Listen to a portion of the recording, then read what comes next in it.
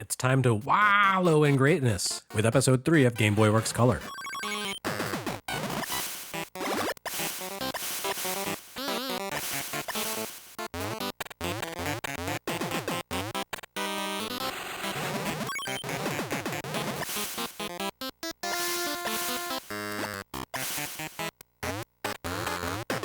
Wario Land II is weird, and that's what makes it great.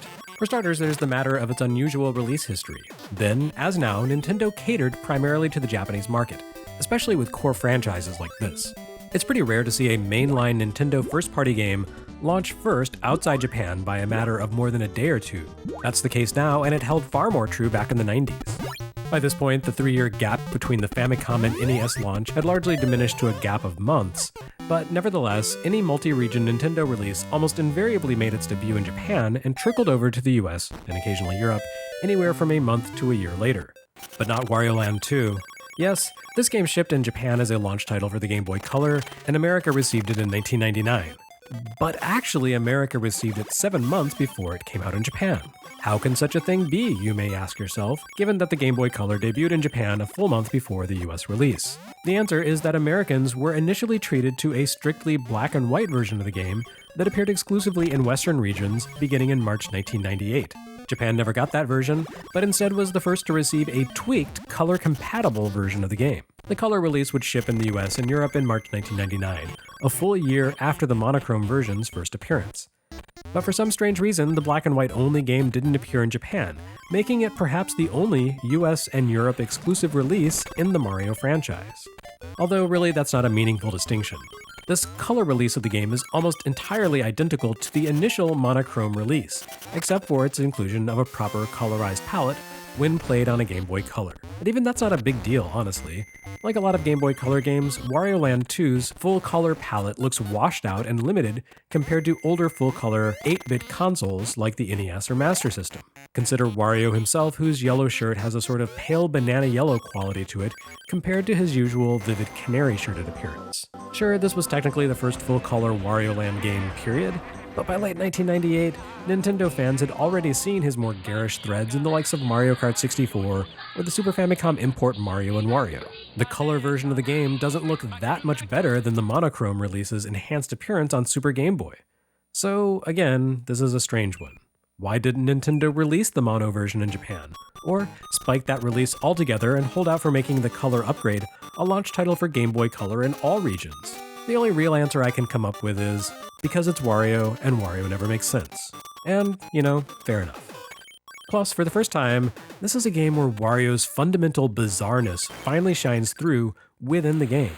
The world had last seen Wario back in 1995 as the flagship mascot platformer for Nintendo's benighted Virtual Boy.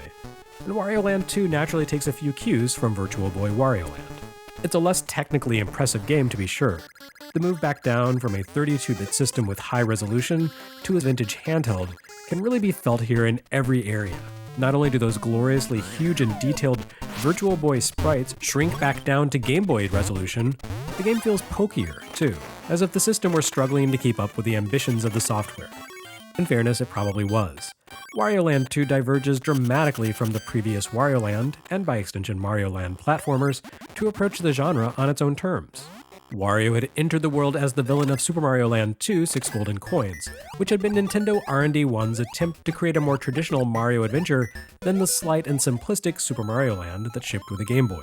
It's hard to say the developers were entirely successful in that regard. Despite everything, Super Mario Land 2 is still pretty darn weird by Mario standards. It gave Mario quirky powers, and it painted him in a somewhat unsympathetic light. Its final boss, Wario, was a grotesque caricature of Mario, motivated by envy of his mostly namesake. But you couldn't help but feel a little bad for the guy, when Mario lives in a kingdom featuring a colossal statue of himself at its heart. Nintendo R&D 1 must have seen something special in this hideous little troll version of Nintendo's main mascot, because they made him the star of the next sequel. Despite wearing the subtitle Super Mario Land 3, Mario only barely appears in that game. Instead, Super Mario Land 3 Wario Land shifts its focus to a struggle between villains. The mysterious pirate captain Syrup steals a valuable statue of Princess Peach, or Princess Toadstool if you prefer, and Wario sets out to steal it back. However, Wario isn't motivated by altruism or a loyal love for royalty. Rather, he schemes to ransom the Peach statue himself to buy a better home. Mario's only appearance in the game that bears his name comes in a cameo at the end where he swipes the statue out from beneath the villain's noses. Wario Land carried forward the general platforming style and look of Super Mario Land 2, and it made use of the same hat-based power-up mechanics that had appeared in that adventure, but otherwise things worked differently. Wario, bulkier and slower than Mario, handled differently. Wisely, the designers adapted the game around the nature of their antagonistic protagonist. Wario Land became less about twitch platforming skill and more about exploration and treasure hunting. Wario himself took a more direct approach to action too, charging into enemies rather than being forced to settle for jumping on their heads. His power-ups tended to involve more physically aggressive capabilities and downplayed Mario's ranged attacks and mobility boosts. Secrets were hidden in walls and floors, which Wario could reveal by smashing into them directly. And he could pick up and toss enemies in the time-tested Super Mario Bros. 2 USA style. Ultimately, Wario's ending was determined not by the friends you made along the way, but by the amount of cash you shook enemies down for. All in all, putting Wario front and center made for a game that at once felt like it belonged to the Mario franchise, yet distinctly was its own thing. Virtual Boy Wario Land built on this, giving players fewer stages to explore but making them far larger and more complex. Wario's second solo adventure took on something of a puzzle-like quality as players attempted to track down a dozen treasures hidden within the game's dual-plane stages. Otherwise, though, it retained most of the same mechanics seen in the first Wario Land, refining the hat-based power-ups into a sort of progressive add-on system. Altogether, it was a great if slight take on the Wario concept. And finally, we come to Wario Land 2, which retains the Virtual Boy game's love of puzzle box level design and its emphasis on searching out hidden treasures. But it takes some radical liberties with the underpinnings of Wario Land, redefining the character himself, and that in turn reshapes the entire nature of the game. In his first two adventures, Wario suffered unfortunate brushes with enemies and hazards the same way as Mario. Take a hit, and Wario would shrink to a gnomish miniature form. Once you grabbed a power-up, suffering damage would give him an extra hit's worth of defense. Fall in a hole or take damage in tiny form, and he would lose a life. Wario Land 2, however, has no lives. There are no one-ups, and Wario doesn't shrink when injured. There are no health power-ups, and indeed, no power-ups, period. Instead, the team at Nintendo R&D 1 decided to differentiate Wario from Mario by making him effectively invincible. The worst an enemy can do to Wario here is annoy or inconvenience him. Wario cannot die in Wario Land 2, not even by falling into a pit. Drop into a hole and you'll simply find another area to explore and pilfer and work your way out of. It's a change wholly in keeping with the character. Wario is, after all, a villain. And villains in the world of Mario don't die. Bowser's gruesome temporary demise in New Super Mario Bros. Notwithstanding.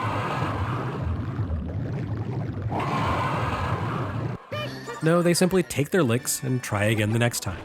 And that's what Wario does here. When you fail against a boss and scramble back to face it anew, you're simply following through on the act of shaking his flabby villainous fist and declaring, "I'll get you next time." Every rematch is you, the bad guy, going in for that next time until you finally win.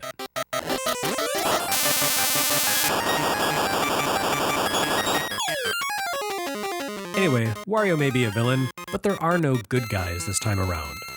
Wario Land 2 follows on from the first game's best ending, wherein Wario earned himself enough loot to buy a proper castle. At this point in his career, Wario probably would have been content to live with his wealth and wallow in laziness. He's fast asleep when Captain Syrup sneaks into his castle to seek revenge, pilfering his gold and, in an act of utter pettiness, messing with the castle plumbing to flood the basement. And as their proper rivals now, she wants to be sure Wario knows her misdeeds are behind everything, so she sets up an alarm in the castle basement to wake Wario from his slumber. And thus begins the adventure, as Wario makes the trek across the land in order to steal back his ill-gotten goods from Syrup's gang. Wario's journey plays out in a sort of story form, where many levels tell a self-contained tale. This is especially true in the first world, where each of the 5 levels is about achieving a specific goal. Turning off the alarm clock, attending to the plumbing problems, or defeating the giant snake that inexplicably lives in the castle's foundations. There's not a lot of real narrative here. The game's 5 worlds consist of 5 stages apiece, and what story exists is mostly implied through stage names and the design or objectives of each level. But this is enough to introduce a pleasant amount of variety within the goals the player has to achieve. Yes, many stages have you looking for an exit portal, but many other levels only end when you complete a specific task, such as turning off a giant water spigot, defeating 4 ducks, or finding a specific object. One particularly unusual level at the beginning of the second world sees Wario taking a detour from his quest simply for the sake of finding and bringing home a hen that's gotten loose from its roost. All of this makes Wario Land II the most surprising and unpredictable platformer seen on Game Boy to date. Every stage involves a lot of wall smashing and hunting for coins with which to pay for treasure chances. But the details along the way constantly change. What really keeps Wario Land 2 players on their toes, however, is less a matter of how Wario interacts with the world around him, and instead, how the world around Wario interacts with him. You'd think an action game in which you can never die, in which bad guys can never hurt you, in which there aren't even time limits to overcome, would be boring and pointless, but you'd be wrong. Wario may not be mortal here, but he's not invulnerable. Taking damage doesn't cost Wario his health, it costs him his wealth, which, honestly, is probably more important to him. Colliding with an enemy or hazard stuns Wario and costs him a handful of coins. In a game about avarice, that's terrible. Wario needs coins to play the picture-matching game that locks away each stage's hidden treasure. He also needs them at the end of each stage to play a number-guessing game that unlocks a fragment of a map to the final hidden treasure. Every bump or scrape that Wario suffers impedes these objectives. And some enemies can do more than stun Wario. They can mutilate him. Certain monsters in the world inflict special status effects on Wario, causing his body to warp and change in different ways. Suffering from a status effect can be a huge impediment in Wario's quest to find all the money. He's allergic to bee stings apparently, so getting tagged by a hornet will cause such a severe anaphylactic reaction that he swells up like a balloon and floats to the sky. Wario's body obeys this sort of exaggerated cartoon logic in many respects. Eat a single slice of cake and he suddenly plumps up and moves at half speed, jumping only half height. Get crushed by a heavy object, and Wario turns into a squashed pancake, whose aerial descents cause him to drift like a piece of paper. Get hit in the head by a bowling ball, or chug a stein of beer in the uncensored Japanese version, and Wario wobbles drunkenly to and fro. Touch a ghost, and Wario is inducted to the ranks of the undead, becoming a slow-moving zombie that shuffles along and can drip through thin platforms. Let yourself be squashed by a basketball-loving rabbit and you'll be turned into a ball and literally get dunked on. These and other status effects can be a huge inconvenience, preventing you from advancing and completing your tasks. But that's not always the case. It all depends on the level's design and the enemy's placement. Annoying as Wario's status shifts can be, they can also be a great boon. Being stung by a bee allows you to drift up to otherwise unreachable areas. A disintegrating zombie Wario can slip through the floor and reach inaccessible underground passages. A fat Wario, or Wario in flames, can break certain types of blocks, and so forth. The game uses status effects sparingly, so they never seem excessive or overbearing or overused. And when they do appear, it's because the level they're in has been designed specifically as a puzzle to test your skills and ability to manage these changes. Can you make it down a winding shaft without losing all your progress to bee stings that cause you to float right back up? Can you drift like a sheet of paper just so to reach a hidden alcove? Can you control Wario as he runs a flame long enough to cause him to burn through fire-sensitive bricks without first falling into a pool of water to extinguish the flame?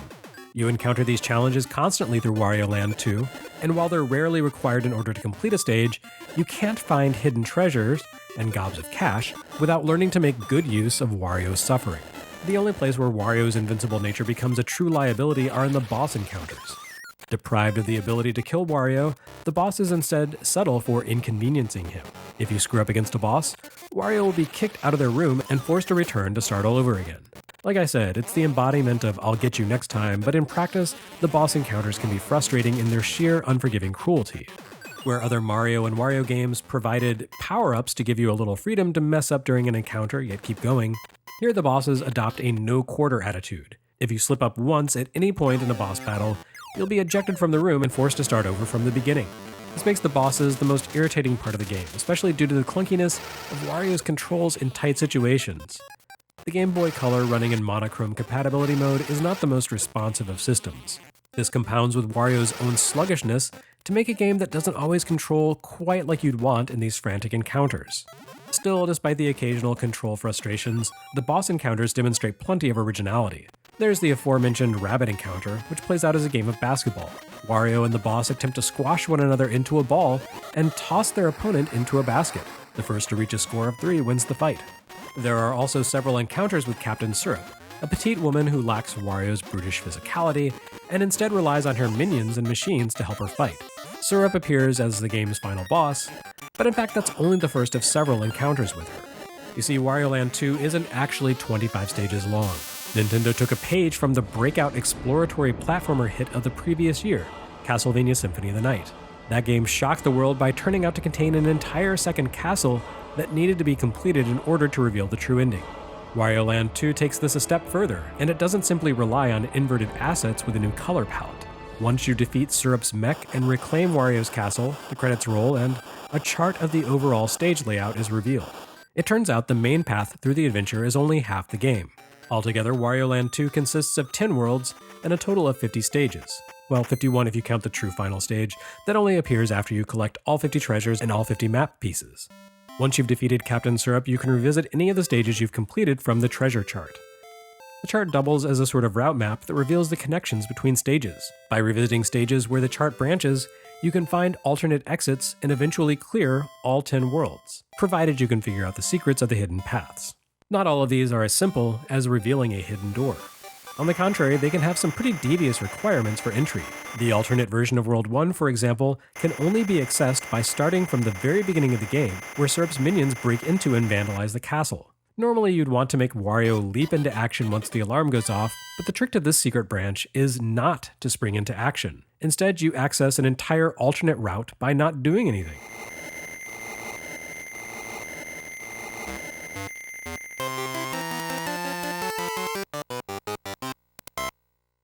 If Wario stays in bed and sleeps through the alarm, Syrup's gang bodily removes him from his castle, and rather than stealing Wario's treasure back to their own home base, they simply take up residence in Wario Castle. The alternate storyline here, then, is to reclaim Wario's castle and kick Syrup's gang out of it, a 5-level journey that leads to a separate ending. It's a brilliant little alternate reality side jaunt that perfectly suits the character, who is a profoundly lazy slob of a man, and it gives you several all-new levels with the Wario Castle stage theme. Not all the alternate levels are built on themes seen in the main route, though. There are undersea ruins, a haunted mansion, and a factory, all concepts that appeared in Virtual Boy Wario Land, reinvented here for the Wario Land 2 style. And each alternate path has its own boss, which is usually Captain Syrup in a different contraption, but not always. There's a lot to this game, and finding all the secrets can be truly vexing at times, but it's always ultimately a rewarding process. Wario Land 2 rewards thorough players by giving them more game to enjoy. And as a result, this game means the Wario series finally truly feels different than the Mario adventures they spun off of. It took several games and nearly a decade for Nintendo R&D 1 to find its own distinct voice for the Mario universe platformer, but the results speak for themselves. Wario Land 2 isn't perfect, and the boss encounters will definitely make you curse the designers at times, but even so, this is a huge, inventive, content-rich game. It's a fine lead-off title for the Game Boy Color, even if it wasn't exactly. Still, fans would have to wait a couple of years for a true color take on the Wario Land series, which would arrive in 2000 with Wario Land 3. Having originally been designed for the original Game Boy, Wario Land 2 doesn't take full advantage of the color system. The black cartridge it shipped in distinguishes it from the later color-only titles, which appeared in clear plastic carts. The black plastic denotes backward compatibility with original Game Boy, but what that really means is that the game offers color palette enhancements on color hardware, but does not take advantage of the Game Boy Color's internal upgrades. The color system benefited from twice the processor speed and considerably more RAM than the standard Game Boy. But with backward compatible carts like this, Game Boy Color throttled down its innards to standard Game Boy speeds. Even on the new system, Wario Land 2 doesn't make use of the additional available power. Despite this, the game's save data isn't cross-compatible between the different models of Game Boy. There's only one save slot here, and progress made on Game Boy Color can't be taken back into the monochrome system. Meanwhile, progress made on an original or Super Game Boy can't be exploited on Game Boy Color. If you swap between system models, the game forces you to delete the existing save file and start over. Yet there's no Game Boy Color exclusive content in Wario Land 2 that I'm aware of, so it's kind of an inexplicable restriction. Oh well, Wario Land 2 was the final first-party creation for the original Game Boy, and it was one of the very first for Game Boy Color, so I suppose there was bound to be a little bit of strangeness. And even with these small flaws and trifling quirks, this is a high water mark for portable software. It's a game matched only by a vaunted few predecessors like Link's Awakening and Donkey Kong 94. Happily, unlike with Virtual Boy Wario Land, Nintendo has been quite generous when it comes to keeping Wario Land 2 in circulation. At the time of this writing, Wario Land 2 remains available for purchase on 3DS Virtual Console, and both versions of the cartridge are fairly easy and affordable to hunt down.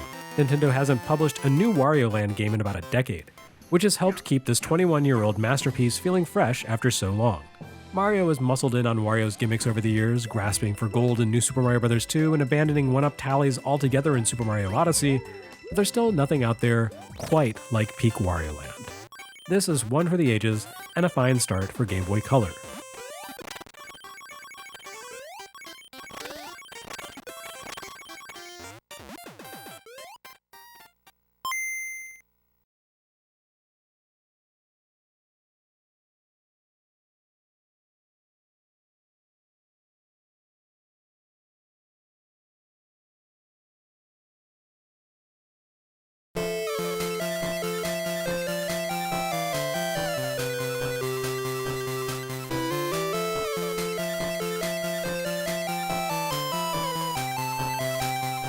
Next time on Game Boy Works Color, prepare to be underwhelmed.